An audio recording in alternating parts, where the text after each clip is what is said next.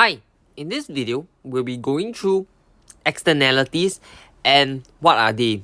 So in the previous video, we understand that the government can intervene in the market.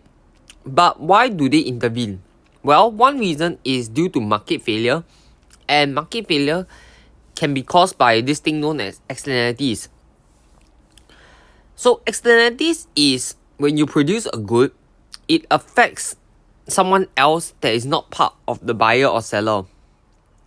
For example, when your neighbor blasts his stereo in his home and the noise you can hear. So this is called a negative externalities because it affects you. And there are also positive externalities which provides benefits to a third party. So what matters for society is known as the social cost and benefit, which is the sum of private and external.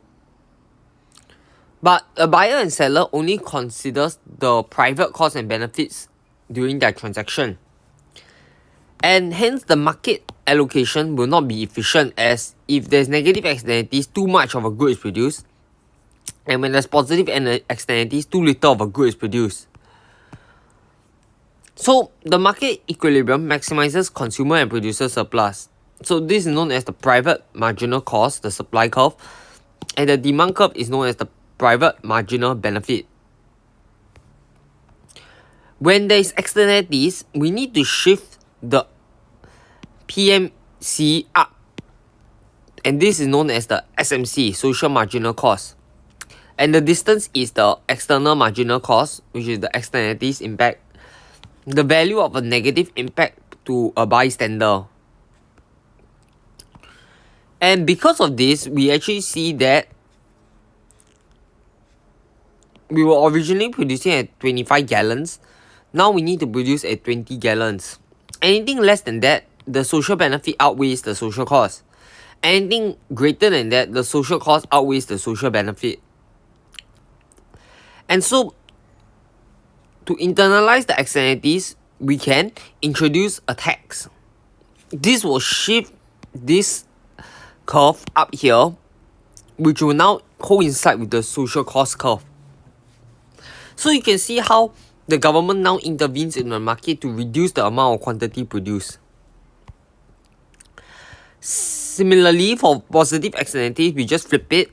So being an example would be being vaccinated from disease, so it protects you and other people around you. And the social benefit curve is just the private benefit plus the external benefit. So the SMB, the social marginal benefit, is PMB plus EMB, and the demand is just the PMB. In this case now, the socially optimal quantity to produce is greater than the original equilibrium price.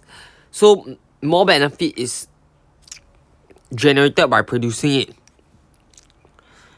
So what we need to do is we need to use a subsidy that will equal this EMB. But this is just how the government can intervene. Actually, there are also private solutions to externalities, meaning if private parties can cautiously bargain the allocation, then they can solve these externalities on their own, and this is known as cost theorem. So an easy way to see it is just through an example. So for example, Jack wants a naughty dog. So the benefit he gets is $1,000, and the cost of drills due to this naughty dog barking is 500. Efficient outcome is, does the dog stay or go? Well, in this case, of course, it is more efficient to stay because the overall benefit is 500.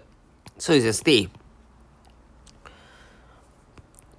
But that will only make sense if Jack has the right to keep the dog. Right.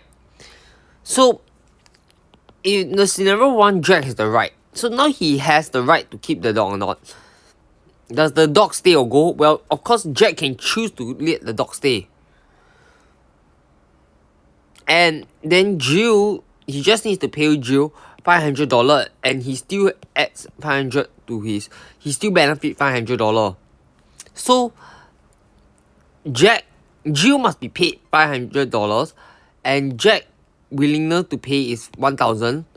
So of course he can keep the naughty dog. But if now Jill has the right for peace and quietness, then because he has the right, so does the dog stay? So Jack now has to be paid. But he has to be paid $1,000, but you are only willing to pay 500.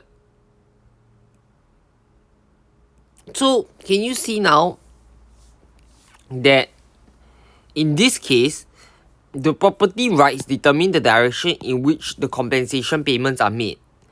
So yes, you keep the dog, but now Jill has to be the one paying. And Jack has to be the one paying in this case. So it determines who pays who. But why do private solutions not always work? Well, during the bargaining, we assume that it's costless, but they might incur costs which results in this benefit analysis not working out. Or the agreement is possible, but then each party wants something better for themselves, so it's the greediness or stubbornness.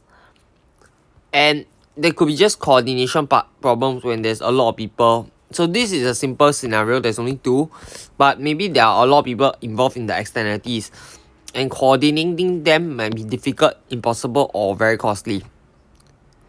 So that's all for externalities. I hope you have enjoyed it. In the next video, we'll continue on more factors about market failure. See you then. Bye.